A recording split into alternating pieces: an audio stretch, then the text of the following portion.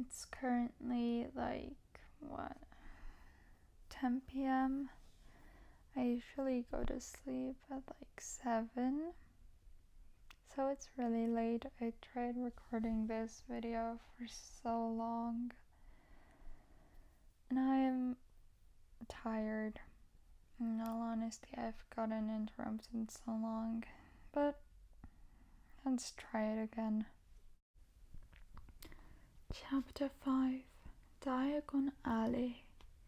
Harry woke early the next morning. Although he could tell it was daylight, he kept his eyes shut tight. It was a dream, he told himself firmly. I dreamed a giant called Hagrid came to tell me I was going to school for wizards. When I open my eyes, I'll be at home in my cupboard. There was suddenly a loud tapping noise, and there's Aunt Petunia knocking on the door. Harry thought, his heart sinking, but he still didn't open his eyes. It had been such a good dream. Tap, tap, tap. All right, Harry mumbled. I'm getting up. He sat up, and Hagrid's heavy coat fell off him. The hut was full of sunlight. The storm was over. Hagrid himself was asleep on the collapsed sofa, and there was an owl rapping its claw on the window, a newspaper held in its beak.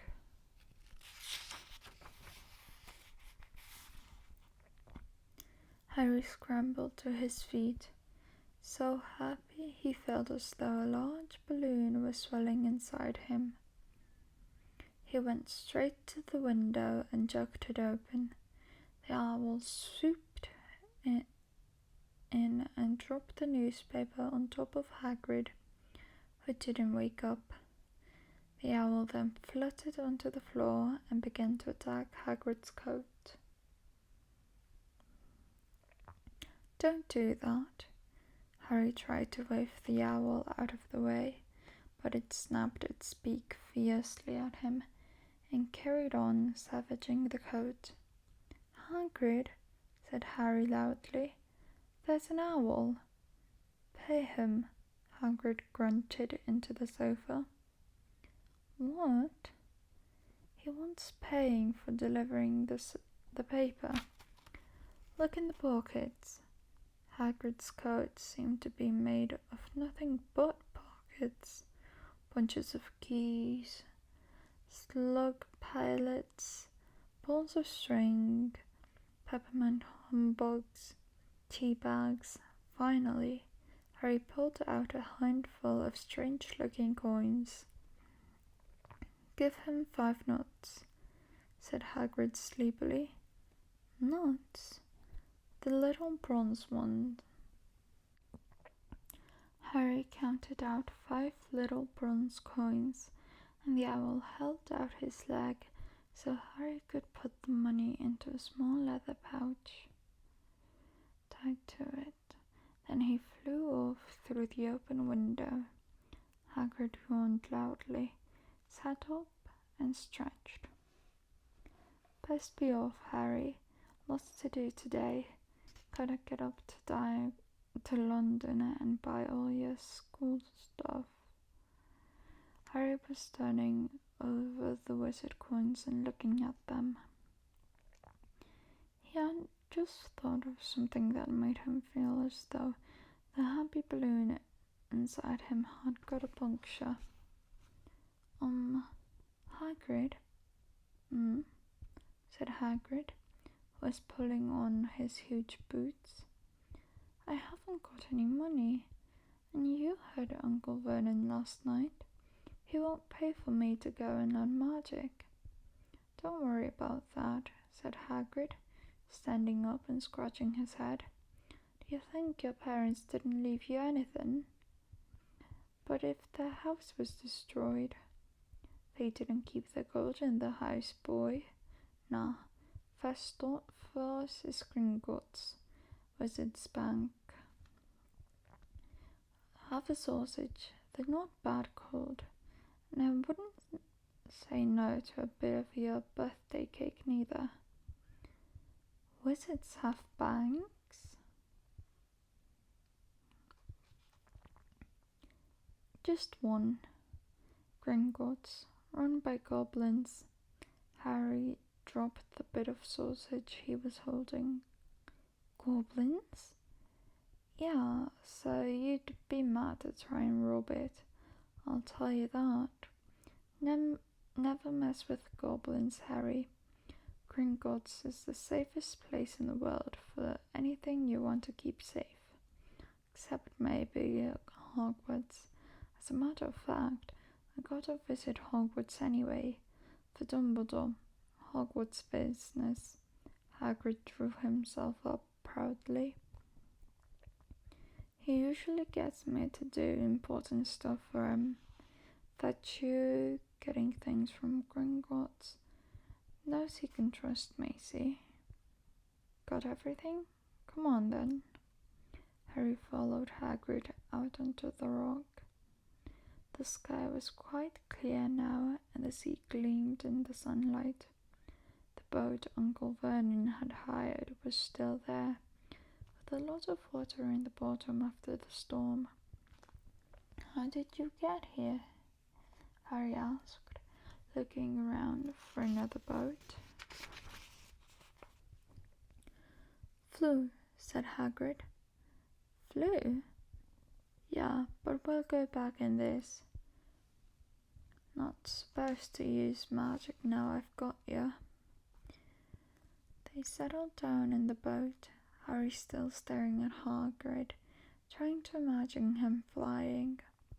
Seems a shame to row, though, said Hagrid, giving Harry another of his sideways looks.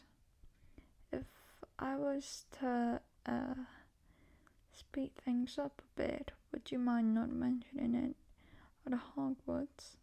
Of course not, said Harry, eager to see more magic. Hagrid pulled out the pink umbrella again, tapped it twice on the side of the boat, and they sped off toward land. Why would you be mad to try and rob Gringotts? Harry asked. Spells, enchantments, said Hagrid, unfolding his newspaper as he spoke. They say there's dragons guarding the high security vaults, and then you gotta find your way. Gringotts is hundreds of miles under London. See, deep under the underground, yet you'd die of hunger trying to get out, even if you did manage to get your hands on some mud. Harry sat and thought about this while Hagrid read his newspaper, The Daily Prophet. Harry had learned from Uncle Vernon that people liked to be left alone while they did this, but it was very difficult. He'd never had so many questions in his life. Ministry of Magic. Messing things up as usual, Hagrid muttered, turning the page. There's a Ministry of Magic? Harry asked, before he could stop himself. Of course, said Hagrid. They wanted Dumbledore for minister, of course, but he'd never leave Hogwarts, so old Cornelius Fudge got the job. Bungler if ever there was one. So he pelts Dumbledore with owls every morning, asking for advice. But what does the Ministry of Magic do? Well, their main job is to keep it from the muggles that there's still witches and wizards up and down the country. Why? Blimey, Harry. Everyone be wanting magic solutions to their problems. Nah, we're best left alone. At this moment, the boat bumped gently into the harbour wall. Hagrid folded up his newspaper, and they clambered up the stone steps onto the street. Passerby stared a lot at Hagrid as they walked through the little town to the station. Harry couldn't blame them. Not only was Hagrid twice as tall as anyone else, he kept pointing at perfectly ordinary things like parking meters and saying loudly, "See that, Harry? The things muggles dream up, eh?" "Hagrid," said Harry, panting a bit as he ran to keep up. "Did you say there are dragons at Gringotts?" "Well, so they say," said Hagrid. "Cricky, I'd like a dragon." "You'd like one?" "Wanted one ever since I was a kid." "Here we go." They had reached the station. There was a train to London in 5 minutes' time. Hagrid, who didn't understand Muggle money, as he called it, gave the bills to Harry so they could buy the tickets. People stared more than ever on the train. Hagrid took up 2 seats and sat knitting what looked like a canary yellow circus tent. "Still got your letter, Harry?" he asked as he counted stitches.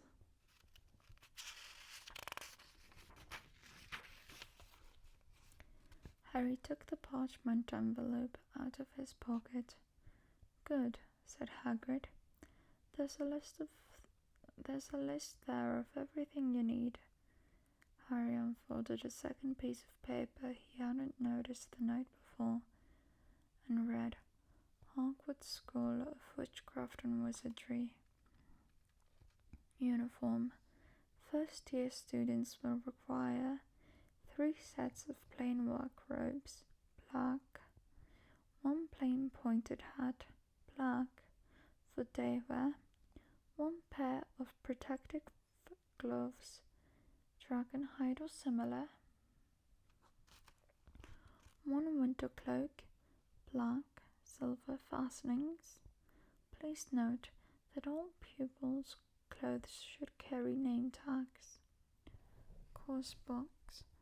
All students should have a copy of each of the following: the Standard Book of Spells, Grade 1, by Miranda Goshawk, A History of Magic by Bathilda Bagshot, A Magical Theory by Albert Waffling, A Beginner's Guide to Transfiguration by Emeric Switch, 1000 Magical Herbs and Fungi by Philosopher, Spore, Magical Draughts and Potions by Asnios Jigger, Fantastic Beasts and Where to Find Them by Newt Scamander, The Dark Forces, A Guide to Self-Protection by Quentin Trimble. Other equipment: 1 wand, 1 cauldron, pewter standard size 2, 1 set glass or crystal vials, 1 telescope, 1 set brass scales. Students may also bring an owl, or a cat, or a toad. Parents are reminded that first years are not allowed their own broomsticks. "Can we buy all this in London?" Harry wondered aloud. "If you know where to go," said Hagrid. Harry had never been to London before. Although Hagrid seemed to know where he was going, he was obviously not used to getting there in an ordinary way. He got stuck in the ticket barrier on the Underground and complained loudly that the seats were too small and the trains too slow. "I don't know how the Muggles manage without magic," he said as he climbed a broken-down escalator that led up to a bustling road lined with shops. Hagrid was so huge that he parted the crowd easily.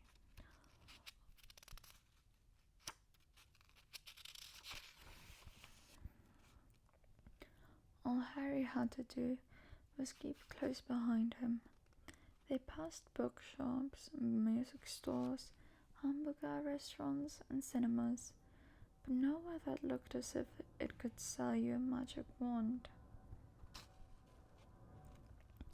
This was just an ordinary street full of ordinary people.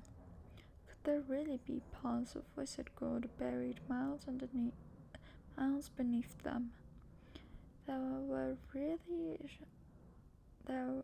were there really shops that sold spell books and broomsticks? Might this not all be some huge joke that the Dursleys had cooked up? If Harry hadn't known that the Dursleys had no sense of humour, he might have thought so. Yet somehow, even though everything Hagrid had told him so far was unbelievable, Harry couldn't help trusting him. "This is it," said Hagrid, coming to a halt. "The Leaky Cauldron. It's a famous place." It was a tiny, grubby-looking pub. If Hagrid hadn't pointed it out, Harry wouldn't have noticed it was there. The people hurrying by didn't glance at it. Their eyes slid from the big bookshop on one side to the record shop on the other, as if they couldn't see the Leaky Cauldron at all. In fact, Harry had the most peculiar feeling that only he and Hagrid could see it. Before he could mention this, Hagrid had steered him inside. For a famous place, it was very dark and shabby. A few old women were sitting in a corner, drinking tiny glasses of sherry. One of them was smoking a long pipe. A little man in a top hat was talking to the old bartender, who was quite bald and looked like a toothless walnut. The loud buzz of chatter stopped when they walked in. Everyone seemed to know Hagrid. They waved and smiled at him, and the bartender reached for a glass, saying, "The usual, Hagrid?" "Can't, Tom. I'm on Hogwarts business," said Hagrid, clapping his great hand on Harry's shoulder and making Harry's knees buckled. "Good Lord," said the bartender, peering at Harry. Can this be? The Leaky Cauldron had suddenly gone completely still and silent. "Bless my soul," whispered the old bartender. "Harry Potter, what an honour!" He hurried out from behind the bar, rushed toward Harry, and seized his hand, tears in his eyes. "Welcome back, Mr. Potter, welcome back." Harry didn't know what to say. Everyone was looking at him. The old lady with the pipe was puffing on it without realizing it had gone out. Hagrid was beaming. Then there was a great scraping of chairs, and the next moment Harry found himself shaking hands with everyone in the Leaky Cauldron. "Doris Crockford," said Mr. Potter. "Can't believe I'm meeting you at last." "So proud, Mr. Potter. I'm just so proud. I always wanted to shake your hand. I'm all of a flutter." "Delighted, Mr. Potter. Just can't tell you. Diggle's the name. Daedalus Diggle." "I've seen you before," said Harry, as Daedalus Diggle's top hat fell off in his excitement. "You bowed at me once in a shop." "He remembers," cried Daedalus Diggle, looking around at everyone. "Did you hear that? He remembers me." Harry shook hands again and again. Doris Crockford kept coming back for more. A pale young man made his way forward, very nervously, One of his eyes was twitching. "Professor Quirrell," said Hagrid. "Harry, Professor Quirrell will be one of your teachers at Hogwarts." "Potter," stammered Professor Quirrell, grasping Harry's hand. "Can't tell you how pleased I am to meet you." "What sort of magic do you teach, Professor Quirrell?" "Defense against the dark arts," muttered Professor Quirrell, as though he'd rather not think about it. "Not that you needed a Potter." He laughed nervously. "You'll be getting all your equipment, I suppose." "I've got to pick up a new book on vampires myself." He looked terrified at the very thought. But the others wouldn't let Professor Quirrell keep Harry to himself. It took almost 10 minutes to get away from them all. At last, Hagrid managed to make himself heard over the babble. "Must go on. Lots to buy. Come on, Harry." Doris Crockford shook Harry's hand one last time. Now Hagrid led them through the bar and out into a small walled courtyard, where there was nothing but a trash can and a few weeds. Hagrid grinned at Harry. "Told you, didn't I? Told you he was famous. Even Professor Quirrell was trembling to meet ya. Mind you, he's usually trembling." "Is he always that nervous?" "Oh yeah, poor bloke. Brilliant mind. He was fine while he was studying out of books, but then he took a year off to get some first-hand experience. They said he met vampires in the Black Forest, and there was a nasty bit of trouble with a hag. Never been the same since. Scared of the students, scared of his own subject. Now, where's my umbrella?" Vampires, hags. Harry's head was swimming. Hagrid, meanwhile, was counting bricks in the wall above the trash can. 3 up, 2 across," he muttered. "Right. Stand back, Harry." He tapped the wall 3 times with the point of his umbrella. The brick he touched quivered. It wriggled in the middle, a small hole appeared. It grew wider and wider. A second later, they were facing an archway large enough even for Hagrid, an archway onto a cobbled street that twisted and turned out of the side. "Welcome," said Hagrid, "to Diagon Alley."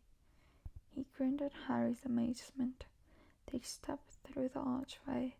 Harry looked quickly over his shoulder and saw the archway shrink instantly into solid wall. The sun shone brightly on a stack of cauldrons outside the nearest shop. Cauldrons all sizes: copper, brass, pewter, silver, self-stirring, collapsible, said a sign hanging over them. "Yeah, you'll be needing one," said Hagrid, "but we gotta get your money first." Harry wished he had about 8 more eyes. He turned his head in every direction as they walked up the street, trying to look at everything at once: the shops, the things outside them, the people doing their shopping. A plump woman outside an apothecary was shaking her head as they passed, saying, "Dragon liver, 16 sickles an ounce. They're mad."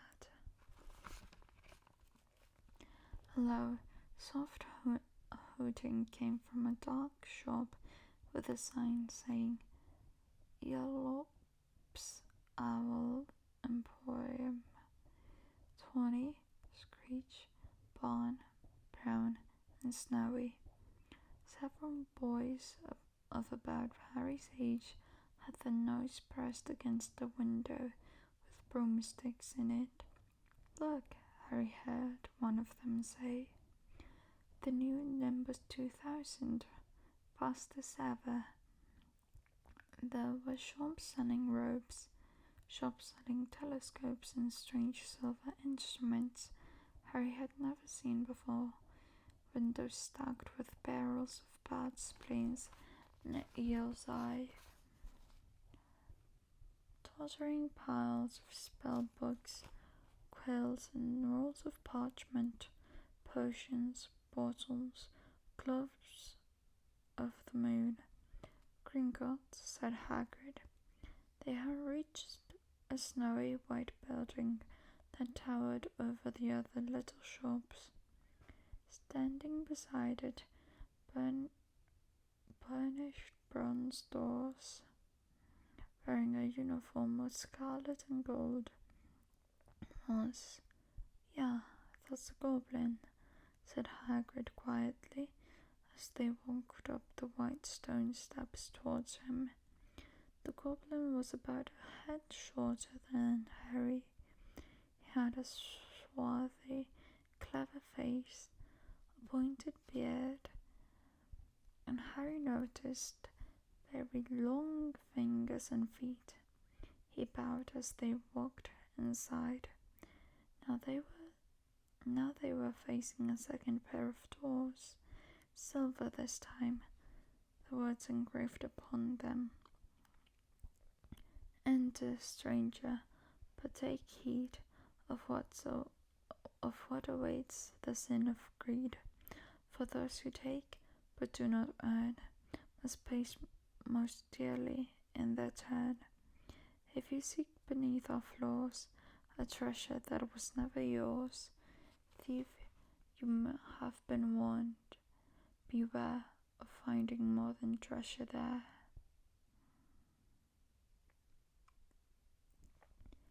"Like I said, you'd be mad to try and rob it," said Hagrid. A pair of goblins bowed them through the silver doors. They were in a vast marble hall. About 100 more goblins were sitting on high stools behind a long counter, scribbling in large ledgers, weighing coins in brass scales, examining precious stones through eyeglasses. There were too many doors to count, leading off the hall, and yet more goblins were showing people in and out of these. Hagrid and Harry made for the counter. "Morning," said Hagrid to a free goblin. "We've come to take some money out of Mr. Harry Potter's safe." "You have his key, sir?" "Got it here somewhere," said Hagrid, and he started emptying his pockets onto the counter, scattering a handful of mouldy dog biscuits over the goblin's book of numbers. The goblin wrinkled his nose. Harry watched the goblin on the right, weighing a pile of rubies as big as glowing coals. "Got it," said Hagrid at last, holding up a tiny key. The goblin looked at it closely. "That seems to be an order. And I've also got a letter here from Professor Dumbledore," said Hagrid importantly, throwing out his chest. "It's about the you-know-what in Vault 713. The goblin read the letter carefully. "Very well," he said, handing it back to Hagrid. "I will have someone take you down to both vaults. Griphook." Griphook was yet another goblin. Once Hagrid had crammed all the dog biscuits back inside his pockets, he and Harry followed Griphook towards one of the doors leading off the hall. What's the what in Vault 713? Harry asked. Can tell you that, said Hagrid mysteriously. Very secret. Hogwarts business. Dumbledore's trusted me. More'n my job's worth to tell you that. Griphook held the door open for them. Harry, who had expected more marble, was surprised. They were in a narrow stone passageway lit with flaming torches. It sloped steeply downward, and there were little railway tracks on the floor. Griphook whistled, and the small cart came hurtling up the tracks towards them. They climbed in, Hagrid with some difficulty, and were off. At first they just hurtled through a maze of twisting passages. Harry tried to remember left, right, left, middle fork, right, left, but it was impossible. The rattling cart seemed to know its own way, because Griphook wasn't steering. Harry's eyes stung as the cold air rushed past them, but he kept them wide open. Once he thought he saw a burst of fire at the end of a passage and twisted around to see if it was a dragon. But too late. They plunged even deeper, passing an underground lake. There were huge stalactites and stalagmites grew from the ceiling and floor. I never know, Harry called to Hagrid over the noise of the cart. What's the difference between a stalagmite and a stalactite? Stalagmites got an M in it, said Hagrid, and don't ask me questions now. I think I'm gonna be sick. He did look green, and when the cart stopped at last beside a small door in the passage wall, Hagrid got out and had to lean against the wall to stop his knees from trembling. Griphook unlocked the door.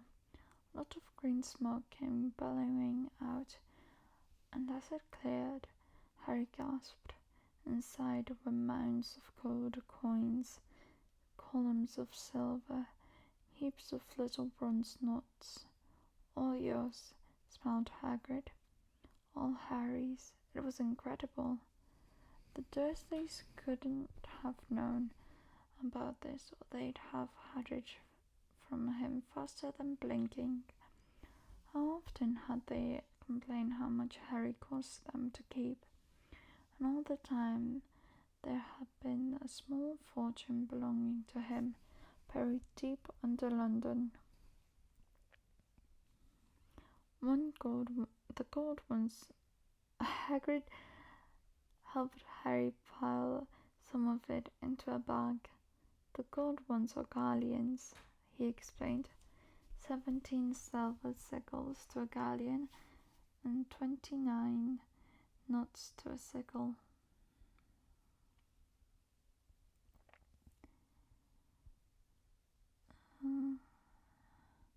It's easy enough, right? That should be enough for a couple of times. We'll keep the rest safe for you. He turned to Griphook. Vault 713 now, please. And can we go more slowly? One speed only, said Griphook. They were going even deeper now and gathering speed. The air became colder and colder as they hurtled around tight corners. They went rattling over an underground ravine, and Harry leaned over the side to try and see what was down in the dark bottom. But Hagrid groaned and pulled him back by the scruff of his neck. Vault 713 had no keyhole. Stand back, said Griphook importantly. He stroked the door gently with one of his long fingers, and it simply melted away.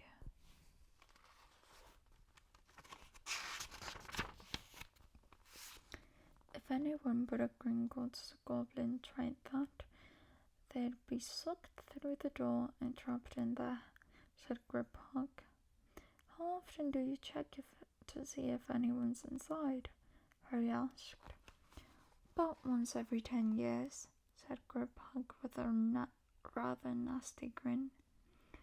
Something really extraordinary had to be inside this top security vault, Harry was sure, and he leaned forward eagerly, expecting to see fabulous jewels at the very least, but at first he thought it was empty. Then he noticed a grubby little package wrapped up in brown paper lying on the floor.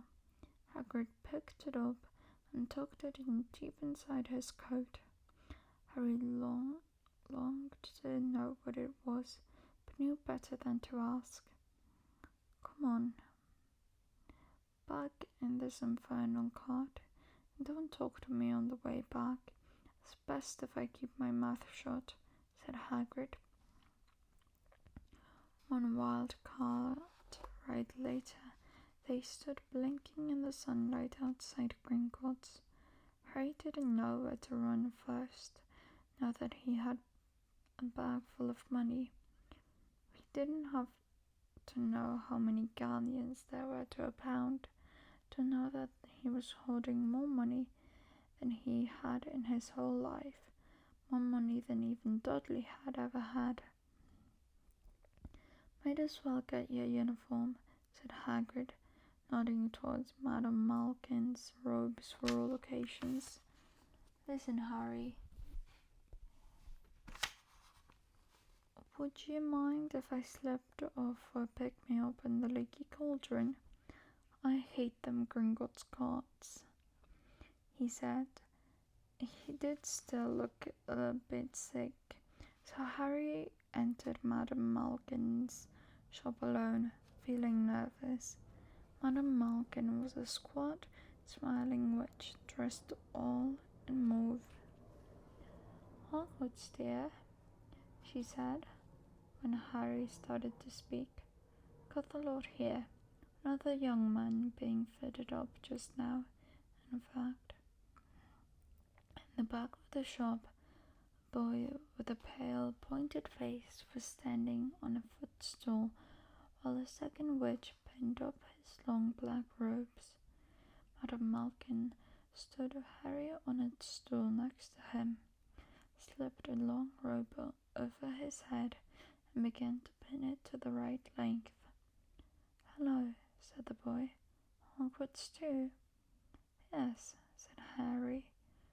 My father's next door buying my books, and mother's up the street looking at Wands, said the boy. He had a bored, drawling voice. Then I'm going to drag them off to look at racing brooms. I don't see why first years can't have their own. I think I'll bully father into getting me one, and I'll smuggle it in somehow. Harry was strongly reminded of Dudley. Have you got your own broom? The boy went on. No, said Harry. Play Quidditch at all? No, said Harry. Harry said again, wondering what on earth Quidditch could be. I do. Father says it's a crime if I'm not picked to play for my house, and I must say I agree. Know what house you'll be in yet? No, said Harry, feeling more stupid by the minute. Well, no one really knows until they get there, do they? But I know I'll be in Slytherin. Our family have been. Imagine being in Hufflepuff. I think I'd leave, wouldn't you?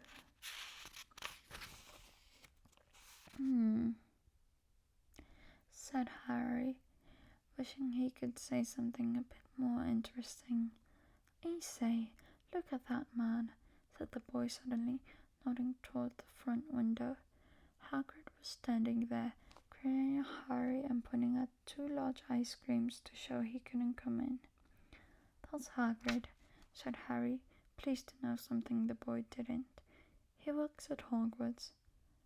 Oh, said the boy. I've heard of him. He's he's a sort of servant, isn't he? He's the gamekeeper, said Harry. He was liking the boy less and less every second. Yes, exactly. I heard he's sort of a savage, lives in a hut on the school grounds, and every now and then he gets drunk, tries to do magic, and ends up setting fire to his bed. I think he's brilliant, said Harry coldly. Do you? Said the boy with a slight sneer. Why is he with you? Where are your parents? They're dead, said Harry shortly.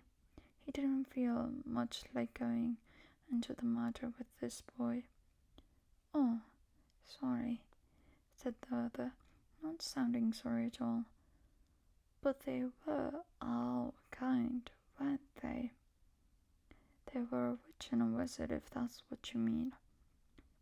I really don't think they should let the other sort in, do you? They're just not the same. They've never been brought up to know our ways. Some of them have never even heard of Hogwarts until they get the letter, imagine. I think they should keep it all in the old wizarding families. What's your surname, anyway? But before Harry could answer, Madame Malkin said, That's you done, dear. And Harry, not sorry for an excuse to stop talking to the boy, hopped down from the footstool. Well, I'll see you at Hogwarts, I suppose, said the drooling boy. Harry was rather quiet as he ate the ice cream Hagrid had bought him, chocolate and raspberry with chopped nuts. What's up? Said Hagrid. Nothing, Harry lied. They stopped to buy parchment and quills. Harry cheered up a bit when he found a bottle of ink that changed colour as he wrote. When he had left the shop, he said, Hagrid, what's Quidditch? Blimey, Harry, I keep forgetting how little you know, not knowing about Quidditch. Don't make me feel worse, said Harry. He told Hagrid about the pale boy in Madame Malkin's shop, and he said people from Muggle families shouldn't even be allowed in. You're not from a Muggle family. If he know who you are, he's grown up knowing your name. If his parents were wizarding folk, you saw what everyone in the Leaky Cauldron was like when they saw you. Anyway, what does he know about it? Some of the best I ever saw were the ones with magic. The only ones with magic in them, in a long line of muggles. Look at your mum. Look at what she had for a sister. So, what is Quidditch? It's a sport. Wizard sport. It's like soccer in the Muggle world. Everyone follows Quidditch, played in the air on broomsticks, and there's four balls. Sort of hard to explain the rules. And what are Slytherin and Hufflepuff? Schoolhouses. That's four. Everyone says Hufflepuffs are a lot of duffers, but I bet I'm a Hufflepuff, said Harry gloomily. Better Hufflepuff than Slytherin, said Hagrid darkly. There's not a single witch or wizard who went bad who wasn't in Slytherin. You know who was one? You know who was at Hogwarts? Years and years ago, said Hagrid. They bought Harry's school books in a shop called Flourish and Bolts, where the shelves were stacked to the ceiling with books as large as paving stones bound in leather. books the size of postage stamps and covers of silk, books full of peculiar symbols, and a few books with nothing in them at all. Even Dursley, who never read anything, would have been wild to get his hands on some of these. Hagrid almost had to drag Harry away from the curses and counter-curses, bewitch your friends and befuddle your enemies with the latest revenges, hair loss, jelly legs, tongue-tying, and much, much more, by Professor Vindictus Viridian. I was trying to find out how to curse Dudley. I'm not saying that's not a good idea, but you're not to use magic in the Muggle world except in very special circumstances, said Hagrid. And anyways, you couldn't work out any of them curses yet. You'll need a lot more study before you get to that level. Hagrid wouldn't let Harry buy a solid gold cauldron either. It says pewter on your list. But they got a nice set of scales for weighing potion ingredients and a collapsible brass telescope. Then they visited the apothecary, which was fascinating enough to make up for its horrible smell. A mixture of bad eggs and rotten cabbages. Barrels of slimy stuff stood on the floor, jars of herbs, dried roots, and bright powdered lines lined the walls. Bundles of feathers, strings of fangs, and snarled clothes hung from the ceiling, while Hagrid asked the man behind the counter for a supply of some basic potion ingredients for Harry. Harry himself examined small silver unicorn horns at 21 galleons each, and minuscule glittering black beetle eyes, 5 knots a scoop. Outside the apothecary, Hagrid chugged Harry's list again. Just your one left. Oh, yeah, and I still haven't got your birthday present. Harry felt himself go red. You don't have to. And no, I don't have to. Tell you what, I'll get you an animal, not a toad. Toads went out of fashion years ago. You'd be laughed at, and I don't like cats. They make me sneeze. I'll get you an owl. All the kids want owls. They're dead useful. Carry a mail and everything. 20 minutes later, they left Aelop's Owl Imperium, which had been dark and full of rustling and flickering jewel-bright eyes. Harry now carried a large cage that held a beautiful snowy owl, fast asleep with her head under her wing. He couldn't stop stammering his thanks and sounding like Professor Quirrell. Don't mention it, said Harry gruffly. Don't expect you've had a lot of presents from the Dursleys. Just Ollivander's left now. Only place for wands. Ollivander's, and you got to have the best wand. A magic wand. This was what Harry had been really looking forward to. The last shop was narrow and shabby. Painting gold letters over the door read Ollivander's, makers of fine wands since 382 BC. A single wand lay on a faded purple cushion in the dusty window. A tinkling bell rang somewhere in the depths of the shop as they stepped inside. It was a tiny place, empty except for a single spindly chair that Hagrid sat on to wait. Harry felt strangely as though he had entered a very strict library. He swallowed a lot of new questions that had just occurred to him and looked instead at the thousands of narrow boxes piled neatly right up to the ceiling. For some reason, the back of his neck prickled. The very dust and silence in here seemed to tingle with some secret magic. "Good afternoon," said a soft voice. Harry jumped.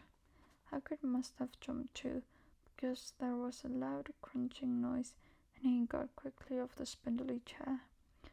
An old man was standing before them, his wide, pale eyes shining like moons through the gloom of the shop.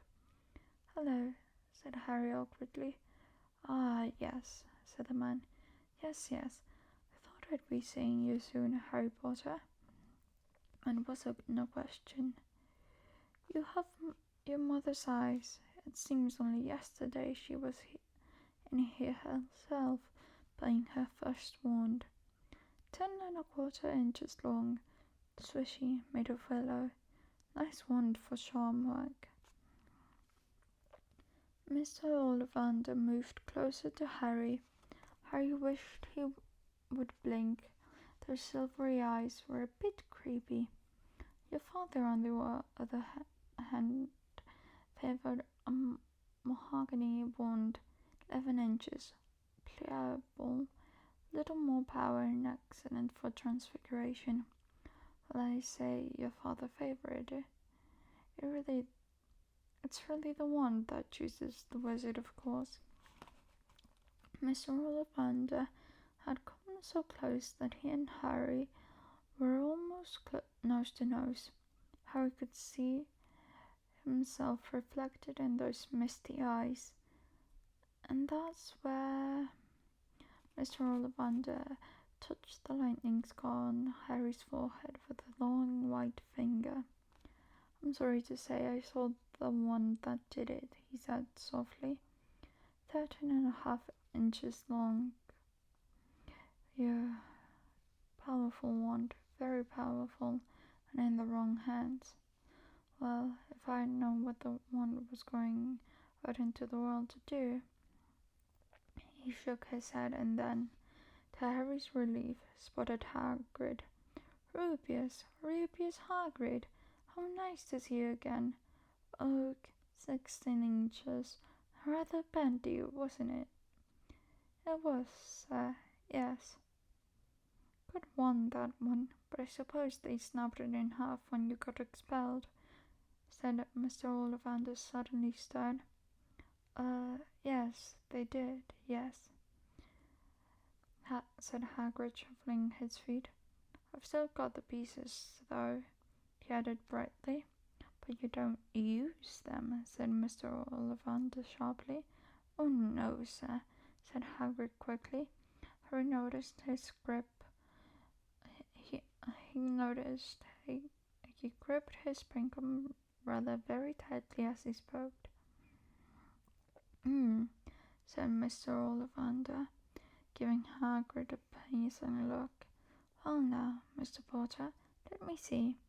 He pulled a long tape measure with silver markings out his pocket. "Which is your wand arm?" Well, I'm right-handed," said Harry. "Hold out your arm. That's it." He measured Harry from shoulder to finger, then wrist to elbow, shoulder to floor, knee to armpit, and round his head. As he measured, he said, Every Ollivander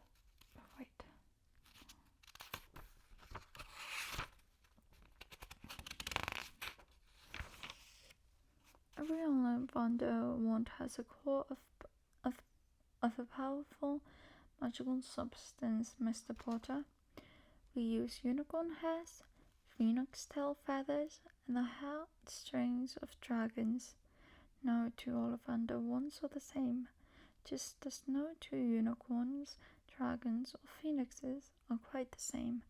And of course, you will never get such good results with another wizard's wand. Harry suddenly realized that the tape measure, which was measuring between his nostrils, was doing this on its own. Mr. Ollivander was flitting around the shelves, taking down boxes. "That would do," he said, and the tape measure crumpled into a heap on the floor. "Right then, Mr. Potter, try this one. Beechwood and dragon heartstring, 9 inches, nice and flexible. Just take it and give it a wave." Harry took the wand and, feeling foolish, waved it around the pit, but Mr. Ollivander snatched it out of his hand almost at once. "Maple and phoenix feather, 7 inches, quite whippy. Try." Harry tried, but he had hardly raised the wand when it too was snatched back by Mr. Ollivander. No. Here, you're putting in unicorn hair, 8.5 inches, springy. Go on, try it out." Harry tried and tried. He had no idea what Mr. Ollivander was waiting for.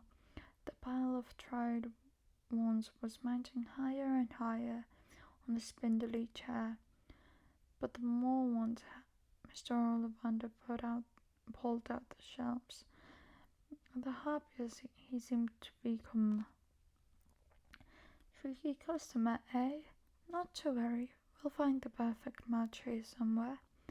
I wonder, now. Yes, why not? Unusual combination. Holly and phoenix feather, 11 inches, nice and supple." Harry took the wand. He felt a sudden warmth in his fingers. He raised the wand above his head, parted swishing down and through the dusty air, and a stream of red and gold sparks shot from the end like a firework, throwing dancing spots of light onto the wall. Hagrid whooped and clapped, and Mr. Ollivander cried, "Oh, bravo! Yes, indeed. Oh, very good. Well. How curious. How very curious." He put Harry's wand back into its box and wrapped it in brown paper, still muttering, "Curious. "Sorry," said Harry, "but what's curious?" Mr. Ollivander fixed Harry with his pale stare. "I remember every wand I've ever sold, Mr. Potter. Every single wand. It so happens that the phoenix whose tail feather is in your wand, give another feather. Just one other. It is very curious indeed that you should be destined for this one when its brother gave you that scar." Harry swallowed. "Yes, 13.5 inches. Phew, you. Curious indeed how these things happen. The one chooses the wizard, remember. I think we must expect great things from you, Mr. Potter. After all, he who must not be named did great things. Terrible, yes, but great." Harry shivered. He wasn't sure he liked Mr. Ollivander too much. He paid 7 gold galleons for his wand, and Mr. Ollivander bowed them from his shop. The late afternoon sun hung low in the sky as Harry and Hagrid made their way back down Diagon Alley, back through the wall, back through the leaky cauldron, now empty. Harry didn't speak at all as they walked down the road. He didn't even notice how many people were gawking at them on the underground, laden as they were with all their funny-shaped packages, with the snowy owl asleep in its cage on Harry's lap. Up another escalator, out at Paddington Station. Harry only realized where they were when Harry tapped him on the shoulder. "Got time for a bite to eat before your train leaves?" he said. He bought Harry a hamburger, and they sat down on plastic seats to eat them. Harry kept looking round. Everything looked so strange somehow. "You all right, Harry? You're very quiet," said Hagrid. Harry wasn't sure he could explain. He just had the best birthday of his life, and yet he chewed his hamburger trying to find the words. Everyone thinks I'm special, he said at last. All those people in the leaky cauldron, Professor Quirrell, Mr. Ollivander, but I don't know anything about magic at all. How can they expect great things? I'm famous, and I can't even remember what I'm famous for. I don't know what happened when... Well, sorry. I mean the night my parents died. Hagrid leaned across the table. Behind the wild beard and eyebrows he wore a very kind smile. Don't you worry, Harry. You'll learn fast enough. Everyone starts at the beginning at Hogwarts. You'll be just fine. Just be yourself. I know it's hard. You've been singled out, and that's always hard. But you'll have a great time at Hogwarts. I did. Still do. As a matter of fact. Hagrid helped Harry onto the train that would take him back to the Dursleys, then handed him an envelope. Your ticket for Hogwarts, he said. 1st of September, King's Cross. It's all on your ticket. Any problem with the Dursleys, send me a letter with your owl. She'll know where to find me. See you soon, Harry. The train pulled out of the station. Harry wanted to watch Harry until he was out of sight. He rose in his seat and pressed his nose against the window, but he blinked, and Hagrid was gone.